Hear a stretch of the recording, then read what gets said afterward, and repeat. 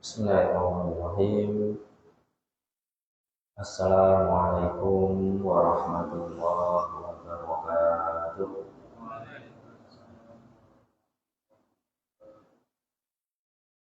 Alhamdulillah rabbil alamin. Wa bihi nasta'inu ala umuri dunya waddin. Wassalatu wassalamu ala asyrafil anbiya'i wal mursalin. Sayyidina wa maulana Muhammadin wa ala alihi wa ashabihi ajma'in. Subhanaka la ilma lana illa ma 'allamtana innaka antal alimul hakim. Rabbi shrah li sadri wa yassir li amri wahlul 'uqdatam min lisani yafqahu qawli. Bapak Ibu jamaah yang dirahmati Allah, alhamdulillah pada malam yang barokah ini di bulan Muharram, Allah Subhanahu wa taala masih memberi nikmat yang banyak kepada kita sehingga kita bisa hadir bermajelis ilmu dalam rangka untuk meningkatkan iman dan juga ketakwaan kita kepada Allah Subhanahu wa taala. Salawat serta salam semoga tetap tercurah limpahkan kepada junjungan kita Nabi besar Nabi Agung Muhammad sallallahu alaihi wasallam. Bapak Ibu jamaah yang dirahmati Allah, alhamdulillah pada hari-hari ini kita memasuki awal tahun Hijrah yang ditandai dengan datangnya bulan Muharram. Bulan Hijrah ini merupakan bulan yang berbeda.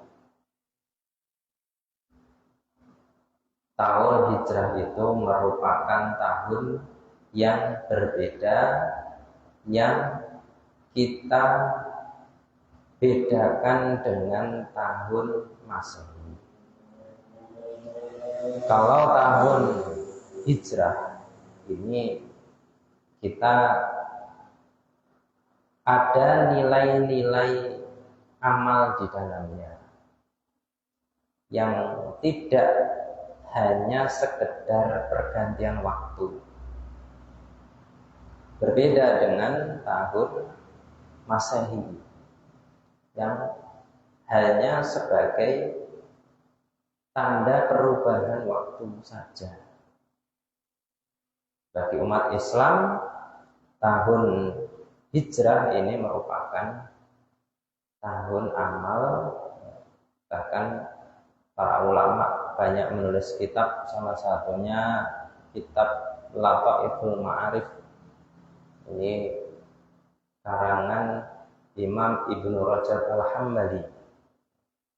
Di situ dituliskan amalan-amalan setiap bulan. Ya, setiap bulan dalam tahun Hijriah. Mulai dari Muharram, seterusnya. Di dalamnya terdapat amalan-amalan tertentu yang ditujukan untuk umat Islam. Oleh karenanya, dengan perubahan tahun ini, mari kita meningkatkan iman kita, meningkatkan takwa kita, dan juga ilmu kita, dan semoga kita menjadi orang-orang yang lebih baik daripada tahun yang lalu. Jamaah Bapak Ibu yang dirahmati Allah Subhanahu wa taala, monggo kita lanjutkan pembahasan kita tafsir surat Ali Imran, di mana pada pertemuan sebelumnya kita sudah membahas mulai dari ayat 92 sampai ayat 97, yang mana di dalamnya terdapat beberapa hal penting yang sudah kami sampaikan. Di antaranya adalah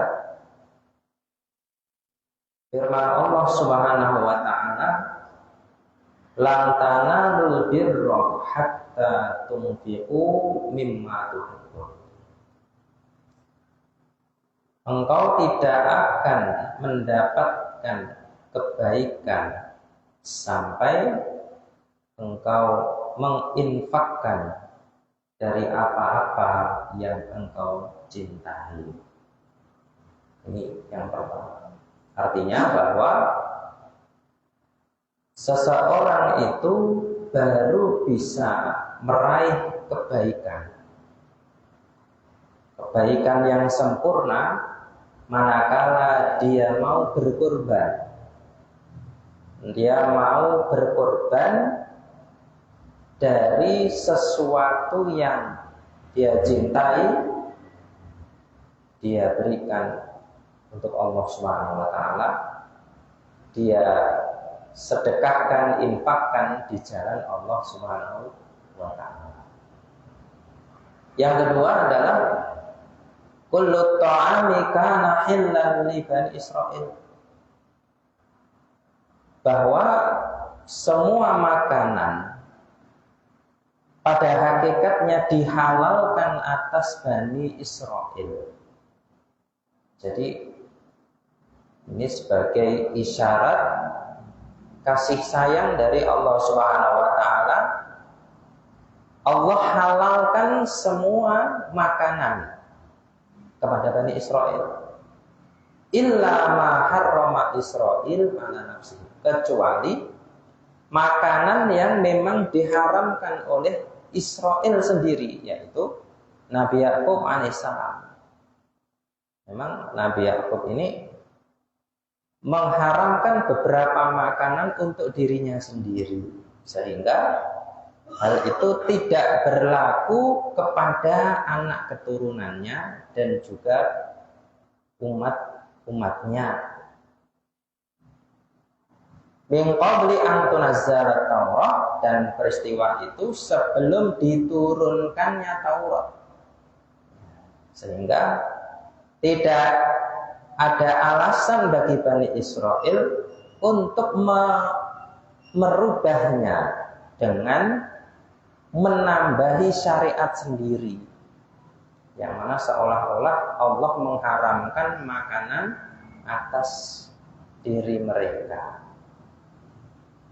Hal ini membantah sekali lagi kelakuan Bani Israel yang suka untuk merubah kitab. Dan senengannya kan ngerubah isi kitab, ya, sehingga ada fakta-fakta yang Allah munculkan, ya, mengenai kitab Taurat, Injil yang disebutkan di dalam Al-Quran. Kemudian selanjutnya, qul sadaqallah fattabi'u millata Ibrahim hanifah. Ikutilah ajaran Nabi Ibrahim. Ini perintah atas Nabi Muhammad SAW sekaligus perintah kepada kita. Karena jika di dalam Al-Quran itu ada perintah untuk Rasulullah, itu sebenarnya juga perintah untuk umatnya, yaitu kita. Fattabi'u millata Ibrahim. Ikutilah millah ajarannya Nabi Ibrahim alaihissalam, wa ma kana minal musyrikin, dan ditegaskan oleh Allah Subhanahu wa taala bahwa Nabi Ibrahim itu bukanlah orang yang musyrik, bukanlah orang yang menyekutukan Allah. Bagaimana mungkin? Padahal Nabi Ibrahim sendiri pada hakikatnya, subhanallah, sejarahnya begitu panjang. Beliau menentang kemusyrikan, bahkan kesyirikan yang terjadi kepada ayahnya sendiri, Azar, maupun dalam riwayat yang lain ada yang mengatakan pamannya. Kemudian kesyirikan yang terjadi di kalangan kerajaan, kisah di mana beliau menghancurkan patung-patung. Kemudian perjalanan tauhidnya, ketika beliau melihat ada matahari, ada bulan, kemudian semakin meyakinkan dirinya kepada Allah Subhanahu wa taala. Ini juga peristiwa tauhid. Terus kemudian peristiwa di mana beliau diperintahkan oleh Allah untuk membunuh burung. Kemudian potongan-potongan burung tersebut disebar ke beberapa tempat. Lalu kemudian datang kembali. Maka dari semua peristiwa itu tidak mungkin Nabi Ibrahim tergolong dalam orang-orang yang musyrik. Dan inilah yang menjadi pelajaran bagi kita. Ketika kita itu melihat secara zahiriyah, secara bukti bahwa seseorang itu tidak berbuat syirik, maka kita pun tidak boleh menghukumi seseorang berbuat syirik, apalagi kafir. Tidak boleh, karena menghukumi secara ta'yin, ya, secara khusus karo wong langsung niku bahaya.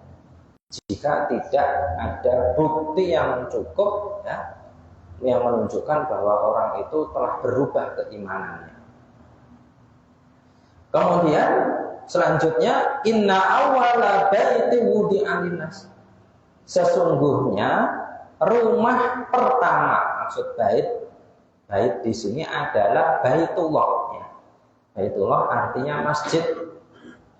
Sesungguhnya masjid pertama yang dibangun untuk manusia di bumi yang pertama kali adalah lalladzi di Bakkah, yaitu masjid yang terletak di Bakkah. Sudah kita sebutkan bahwa Bakkah ini adalah nama awal daripada Makkah. Nama asalnya adalah Bakkah, yang artinya ada beberapa versi, ya, dalam kitab Tafsir Ibnu Katsir disebutkan di antara maknanya adalah tempat yang di dalamnya terdapat orang berdesak-desakan. Bakkah artinya ada keramaian di situ. Sehingga ini menunjukkan bahwa Makkah atau Bakkah ini akan selalu ramai, berdesakan manusia, bukan berdesakan dalam rangka dunia. Mboten kaya berdesakan neng pasar. Kalau itu nek untel-untelan neng pasar itu kan urusannya beda. Ini berdesakan dalam hal beribadah, dan ini baik. Makanya panjenengan sing pernah nindakne ibadah haji atau umrah pasti berdesakan. Enggak mungkin kok sepi, mana mboten mungkin. Sepi-sepine Masjidil Haram itu mesti rame, berdesak-desakan. Nah, pengen enggak berdesak-desakan, yo yang Masjid Sabilul Marzukin mawon. Ini mboten berdesak-desakan. Tapi disitulah nilai barokahnya, Bakkah, ya, tempat yang berdesak-desakan. Itu makna di antara makna dalam salah satu riwayat. Nah, inna awwala baiti wudi'a linnas nanti Bakkah, mubarakan yang diberkahi.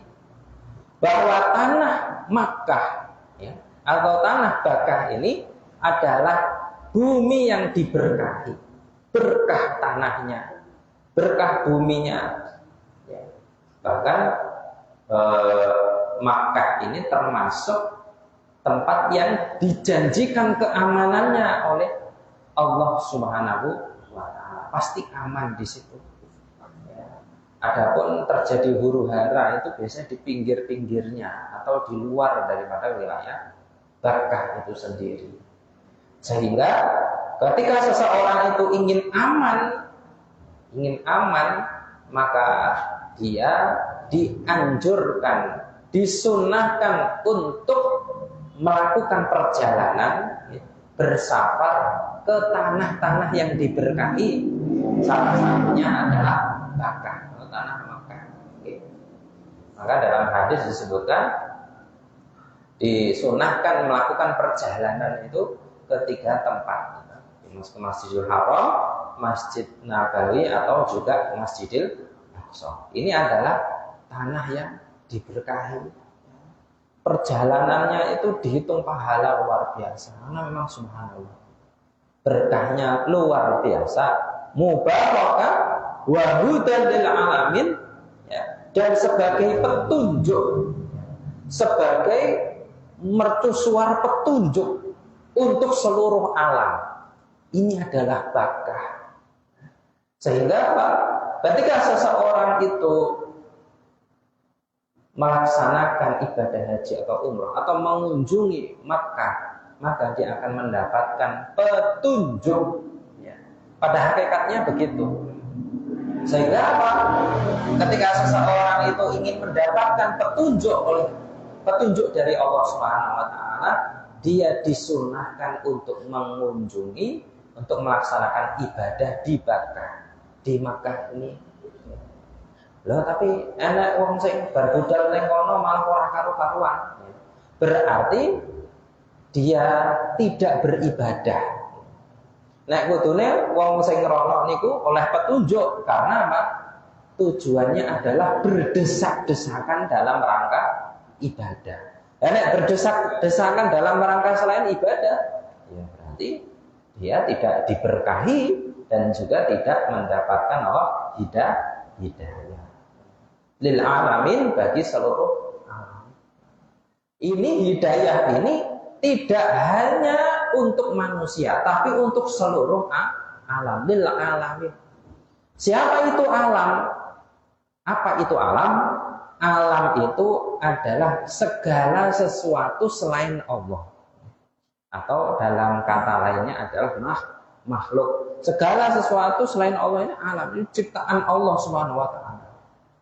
Sehingga tanah Makkah ini yang di sana terdapat Masjidil Haram, terdapat Ka'bah, ini sebagai mercusuar hidayah bagi seluruh alam. Sehingga manusia berdatangan dari segala pelosok bumi, soko Indonesia, Malaysia, soko Afrika, dari wilayah benua Eropa, dari wilayah benua Afrika, dan seterusnya berbondong-bondong datang ke Makkah untuk mendapatkan huda, yaitu petunjuk. Bahkan subhanallah, ya, tidak hanya sebagai petunjuk bagi umat manusia, bahkan kepada makhluk Allah yang lain, jin, itu juga sebagai petunjuk. Maka di beberapa kasus, ya, ketika ada seseorang yang diruqyah karena dia diganggu oleh jin kafir, setelah disyahadatkan, jin tersebut diperintahkan oleh seorang alim tadi untuk beribadah ke Mekah, berangkat ke sana, ke Mekah, ya, belajar di sana, ya, ke Masjid Haram, ke Masjidil Haram, ke Masjid Nabawi, itu langsung diperintahkan begitu. Ya, sedang budal, enak. Jin karek budal ngoten mawon. Ini awake dhewe sik antri barang ini Mekah. Ya, seperti itu. Wa hudan lil alamin. Kemudian yang selanjutnya, fihi ayatun bayyinatun maqam Ibrahim. Di dalam Masjidil Haram ini, tepat di sisi Ka'bah terdapat makom Ibrahim. Pertemuan yang lalu sudah kami sampaikan bahwa makom Ibrahim ini adalah sebuah batu untuk pijakan, sebagai pijakannya Nabi Ibrahim ketika membangun Ka'bah, menata bata-batanya Ka'bah. Saya dhuwur botone, terus waktune ya saya diunggahne. Karena dulu belum ada alat seperti sekarang, ya. Saya dhuwur ya saya munggah. Sehingga pijakannya ini disebutkan dalam tafsir Ibnu Katsir, pijakannya ini merupakan tanah liat yang basah. Sehingga tanah itu ketika dipijaki, ya, dipijaki ini apa? Didek karo Nabi Ibrahim, terus akhirnya apa? Ngecap ngoten ya, nek tepake. Dan biasanya tanah liat itu kalau dipijaki itu ketoknya pijakannya ya saya ombong. Nah, sehingga makam Ibrahim itu jejaknya Nabi Ibrahim ketoknya nggih rada ombo sikile niku mboten kok iki kok ombo men iki wonge piye iki ngoten mboten ya memang pijakannya begitu ya. Karena tanah liat itu biasanya kalau dipijak itu terlihat lebar seperti itu. Wallahu a'lam bishawab. Nah, sehingga semakin tinggi maka Ka'bah itu akhirnya menjadi bangunan yang sempurna. Fihi ayatun bainat maqam Ibrahim. Dan makom tempat pijakan atau bekas pijakannya Nabi Ibrahim ini sengaja diabadikan oleh Allah Subhanahu wa taala sebagai bukti sejarah bahwasanya Ka'bah ini yang membangun adalah Nabi Ibrahim alaihissalam dan putranya Ismail. Ya. Sudah kami sampaikan juga bahwa Nabi Ibrahim 4 kali mengunjungi putranya Ismail. Ya, kunjungan yang terakhir adalah membangun Ka'bah. Baik. Wa man dakhalahu kana amina wa lillahi 'alan nasi hajjul bait. Dan Allah memerintahkan, mewajibkan kepada manusia untuk melaksanakan haji. Sehingga haji ini menjadi kewajiban, menjadi rukun Islam yang kelima. Walaupun di situ ditulis manis tata'a ilaihi sabila, bagi yang mampu. Subhanallah. Sekelas rukun Islam saja ini tidak ada paksaan di dalamnya, khususnya dalam ibadah haji, sehingga ini juga sekali lagi menunjukkan kasih sayang dari Allah Subhanahu wa taala. Kemudian di ayat 98 Allah Subhanahu wa taala berfirman, A'udzubillahi minasyaitonirrajim. Qul ya ahlal kitab lima takfuruna bi ayatillah wallahu syahidun ala ma ta'malun. Katakanlah wahai Muhammad, hai orang-orang ahli kitab, lima takfuruna bi ayatillah, mengapa kalian mengingkari ayat-ayat Allah? Ini salah satu contoh ilmu jadal. Ilmu debat itu adalah melontarkan pertanyaan. Di sini Allah perintahkan kepada Nabi Muhammad untuk menanyakan itu, mengapa kalian ingkari ayat-ayat Allah? Wallahu syahidun ala ma ta'malun. Padahal Allah itu menyaksikan, Allah itu melihat apa-apa yang engkau kerjakan. Padahal Allah tahu. Mengapa engkau tetap mengkafiri, tetap mengingkari ayat-ayat Allah? Padahal Allah tahu. Contoh, misalkan ada seorang murid, ya ini ditanya, mengapa kamu nyontek? Padahal gurumu itu tahu kamu nyontek. Ya, padahal gurumu itu sudah tahu, mengapa kamu tetap saja nyontek seperti itu? Kamu tuh kok keras kepala, kamu kok begitu? Itu menunjukkan apa? Menunjukkan bahwa perbuatannya ini sangat fatal, sangat fatal sekali. Wallahu syahid ala ma ta'malun. Qul, kemudian perintah yang kedua, ya ahlal kitabi lima tasudduna an sabilillah. Wahai orang ahli kitab, mengapa kalian itu tasudun, yaitu menghalang-halangi dari jalan Allah. Jadi selain yang pertama tadi itu mengingkari, terus mengingkari, tidak membenarkan, menolak, Yang kedua, menghalang-halangi. Nek mau mengingkari kan itu kelas bawah. Menolak itu kelas bawah. Ini dia juga melakukan kejahatan yang lebih dari itu, yaitu menghalang-halangi manusia dari jalan Allah. Niki kan wis banget. Wis salah terus ngalangi wong liya tumindak bener. Ini kejahatan yang begitu besar. Man amana tabawunaha iwaja.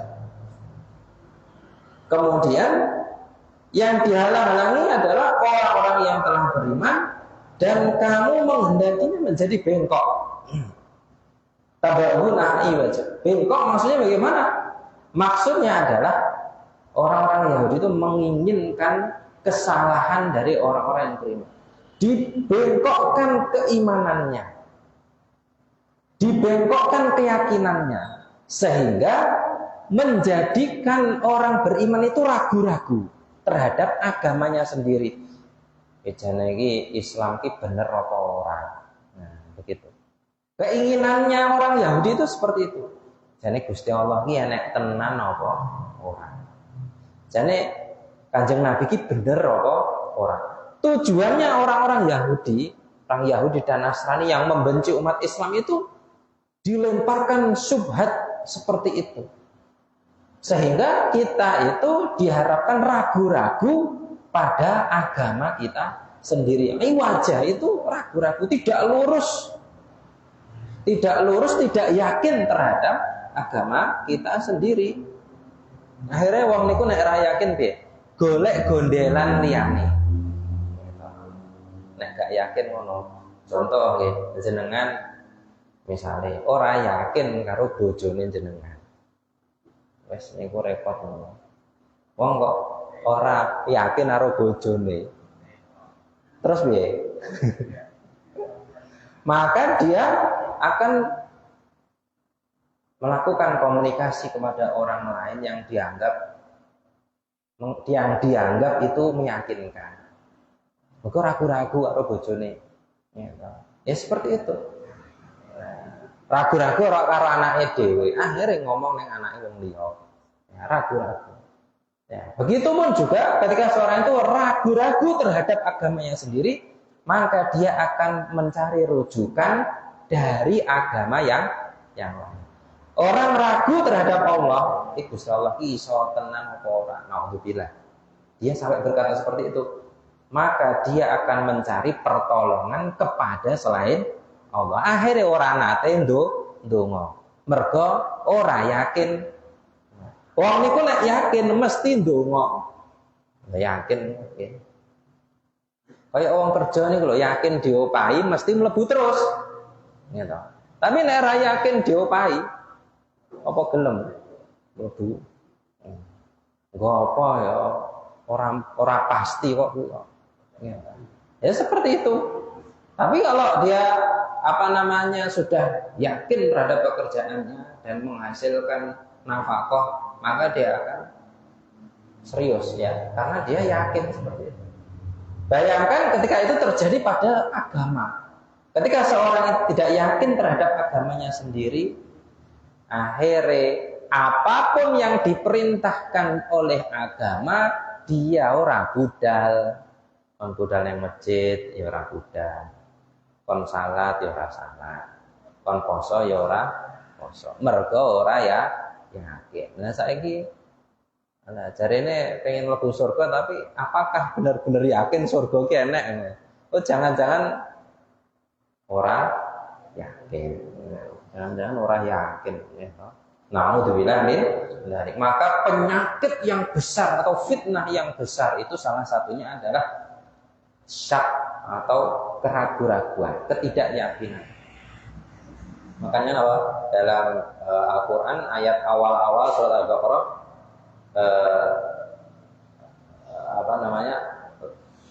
la raiba fi, tidak ada keraguan di dalamnya. Ini menunjukkan bahwa keimanan itu memang tidak bisa ada keraguan di dalamnya. Nah, Dan inilah misinya dari orang-orang Yahudi dan Nasrani. Kemudian wa antum syuhada, dan kalian termasuk orang yang menyaksikan, wa maulahu bi ghafilin amma ta'malun, dan sekali-kali Allah tidak ghafil, tidak lalai, ora lali dari apa-apa yang kalian kerjakan. Nek wong nek menungso niku lali biasa. Jenenge manusia itu al insan minan nisyan. Manusia itu dari unsur kelupaan, ada unsur pelupa di situ. Makanya nek awake dhewe lali niku biasa, ora dosa, Pak. Niku nikmate lali niku ngoten ya. Tapi nggih lali niku nggih terkadang ada nikmat di situ yang dimaklumi oleh Allah, tapi juga ada ujian di dalamnya. Gitu. Makanya nek jenengan kok apa-apa kok lali, itu Allah niku maklum. Makanya nek wong lali niku aja diseneni. Muga ya ora disengaja. Memang ora teko nang ndi? Pengajian malam Setu. Astagfirullah. Lali aku. Oh ya wis, aja malah lali wong iki piye kok. Bolak-balik diomongin. Nggih, kok lali. Poso lali ngombe ora mboten napa-napa. Ya. Kalau di kapan itu kan poso, ya Allah. Setelah beberapa tahun tuh, agak merasakan lali itu pada hari itu, ya Allah. Bertahun-tahun, gak nate lali ngombe ketika poso. Ini Allah takdirkan saya minum waktu poso nopong nih, poso Syawal yang betul itu minum. Setelah minum, masya Allah. Oh iya, aku mang poso.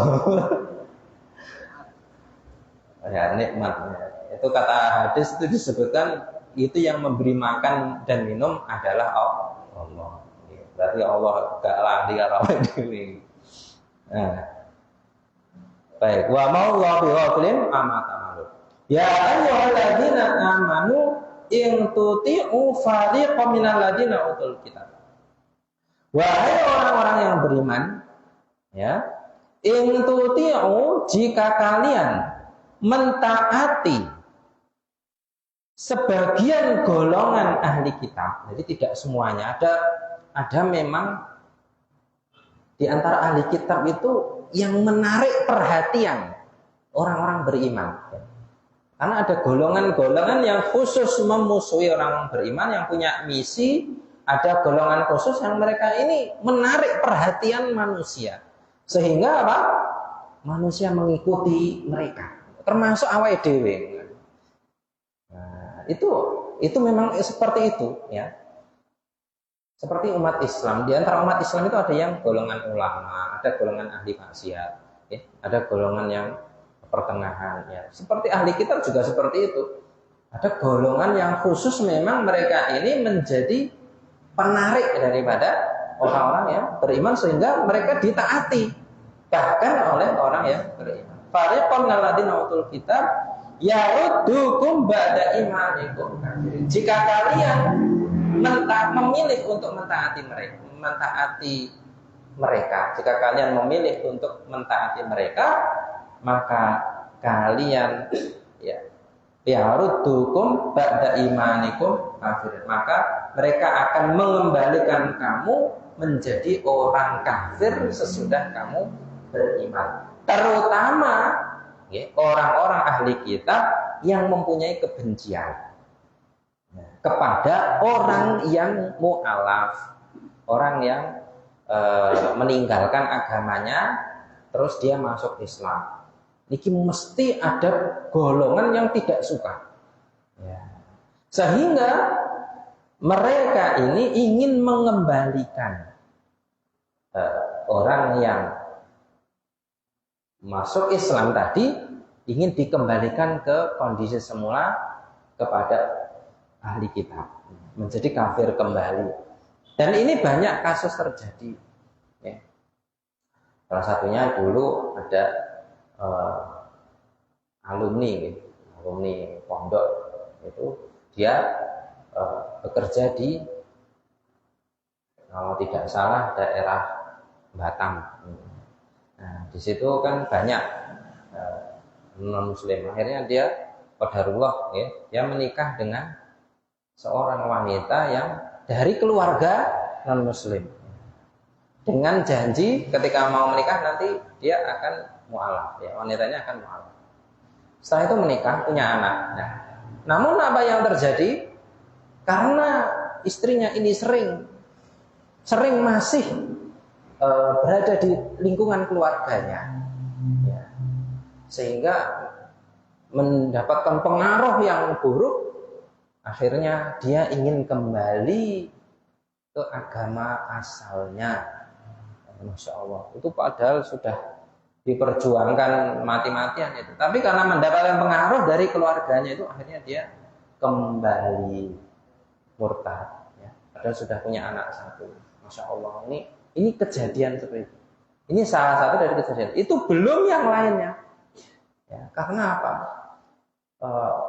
Orang ahli kitab itu ketika ada seorang yang meninggalkan agamanya masuk kepada Islam, akan muncul kebencian di dalam hatinya, sehingga mereka berusaha bagaimana caranya mengembalikan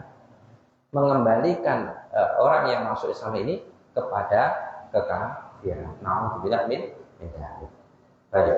Maka dari ayat 92 sampai ayat 100 ini ada beberapa hal yang patut kita perhatikan. Sebagaimana disebutkan dalam kitab Tafsir Tarbawi, yang pertama adalah annal yahuda muhtarafu.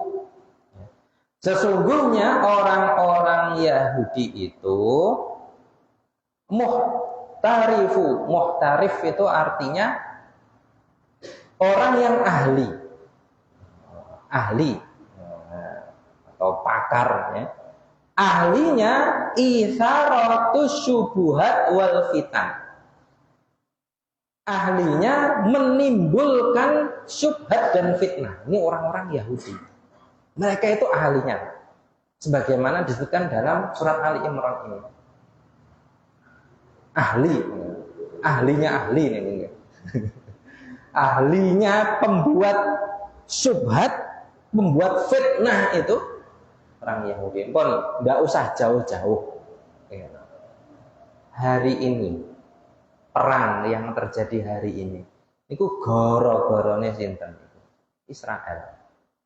Minyak, rebutan minyak sekarang. Padahal menurut berita niku nggih, kita tidak tahu jenenge politik. Secara zahir niku jane wis perdamaian gitu.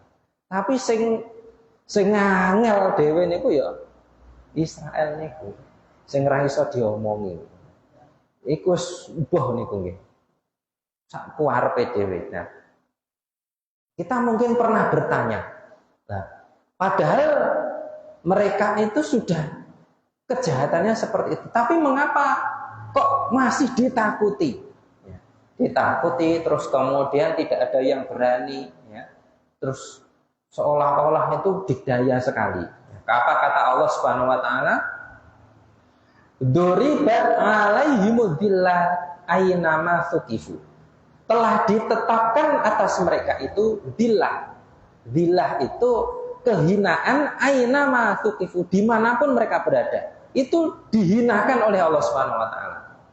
Nah, sekarang kok mulia di kalangan negara-negara yang lain, kok mulia itu bagaimana ceritanya? Kata Allah, illa bihablim minallah wa hablim minanas. Kecuali mereka itu membuat sambung, ya, menyambung dirinya kepada Allah, dan juga atau mereka itu menyambung hubungan dengan sesama manusia. Mereka sudah memutus hubungannya kepada Allah, tapi tidak memutus hubungan itu dengan sesama manusia. Siapa yang mereka hubungi adalah negara-negara yang punya kekuatan, sehingga mereka ikut kuat. Inilah janji Allah. Ketika mereka itu sudah putus hubungannya ketika illa bihablin minallah wa hablin minanas, ketika hablum minanasnya itu putus, yakin itu hancur. Ya. Hubungannya mungkin dengan Amerika atau dengan negara-negara barat itu putus, itu tinggal menunggu aja nanti. Mudah itu. Nah, sekarang yang membuat kuat itu adalah illa bihablin minallah wa hablin minanas. Ya. Baik. Yang kedua, wa bilubalatil aqaid wal afkar. Dan mereka itu adalah muhtarifu fi bilatil aqaid. Ya. Ahli dalam membingungkan akidah dan juga pemikiran. Membuat bingung dalam hal akidah itu ahlinya. Piye carane seseorang itu bisa rusak akidahnya, ya, itu mereka ahli di dalamnya. Maka beberapa pakar muslim itu gerakan yang digencarkan sekarang itu ada beberapa. Yang pertama film, ya, dengan film. Berapa F ini tuh ya? Saya lupa. F yang pertama itu film. 2 food, makanan. Itu orang ahli kitab, orang-orang yang membenci Islam itu membuat serangan dalam hal itu. Satu, film, ya, melancarkan beberapa film-film yang ada fitnah-fitnah di situ yang membelokkan pemikiran kita. Yang kedua adalah food, makanan-makanan yang merusak. Ya, saiki wong jarang poso, Pak. Mergo napa? Saking akehe panganan. Sakniki panganan wis luar biasa. Ya, yang ketiga fashion. Fashion sakniki tidak hanya baju, HP, nggih. Terus ya elektronik segala macam, laptop, nggih, kendaraan, mobil, motor, internet. Ya, itu menjadi fashion sendiri. Saiki wong cah-cah nom niku padha tehe niku tapi nek ora enek mereke ya gak gelem. Jadi sesuatu yang bermerek itu menjadi sebuah kebanggaan. Ini perang itu seperti itu, Pak. Nah, awake dhewe biyen blonjo iki ning ndi-ndi, saiki wong nek gak blonjo ning nggon sing gedhe gak gelem, Pak. Pengene blonjo ning nggon sing AC dan lain sebagainya. Fashion. Nah, ngoten niku. Terus napa? Fun ya, permainan, kesenangan dan lain. Mungkin ada yang kelima ini yang lebih realistis tuh, yaitu followers. Sekarang itu yang namanya followers itu pengikut, wah seperti Tuhan. Semakin banyak followersnya itu akan dianggap dia ini berjaya ya. Semakin sukses orang itu semakin punya followersnya. Saya followers ya, pengikutnya itu ragukan. Pengajian kok saiki sing ngrungokne iki gak meyakinkan nih. Padahal itu fitnah itu. Ya memang ada secara zahiriyah itu maslahatnya banyak, tapi kebenaran itu patokannya bukan itu ya, bukan followers. Nah, kita itu punya diberikan fitnah seperti itu. Semakin terkenal semakin bagus ya. Semakin semakin bagus. Akhirnya orang berlomba-lomba untuk menampakkan amalnya, untuk menampakkan dirinya di hadapan orang lain. Wa ilsaquna qa'isihim wa aqdihim an-nafsiyah bi ghairim, dan melekatkan kekurangan-kekurangan mereka itu kepada orang lain. Jadi mereka itu ahli melekatkan atau mempengaruhi orang lain ya, dari kekurangan-kekurangan mereka sehingga dianggap biasa, dianggap maklum. Wong Yahudi mateni wong dianggap maklum ya. Orang Yahudi menyerang negara lain dianggap biasa. Itu mereka ahli di situ. Maka perang ini tidak hanya dalam hal senjata, tapi juga pemikiran luar biasa. Subhanallah.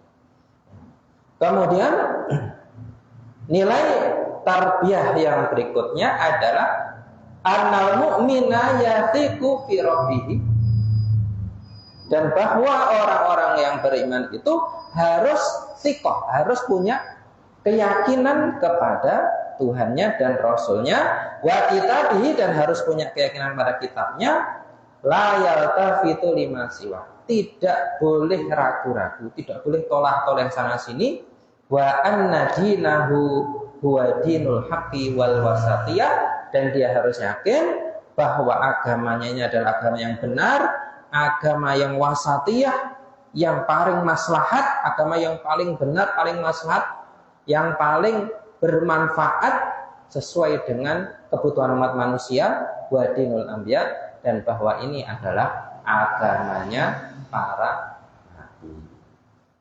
Inilah jemaah sekalian, ya, bahwasannya yang pertama kita harus menyadari bahwa fitnah dari Yahudi dan Nasrani ini sangat berat, sehingga kita harus senantiasa menjaga, membentengi diri kita, keluarga kita, anak keturunan kita, ya, lingkungan kita dari segala hal ya, menjauhkan yang menjadi penjauh daripada diri kita dengan Allah dan Rasul-Nya.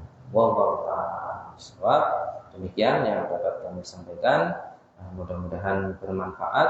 Alhamdulillahirabbil alamin. Subhanakallahumma wa bihamdika asyhadu an la ilaha illa anta astaghfiruka wa atubu ilaik. Syukran, wassalamualaikum warahmatullahi wabarakatuh.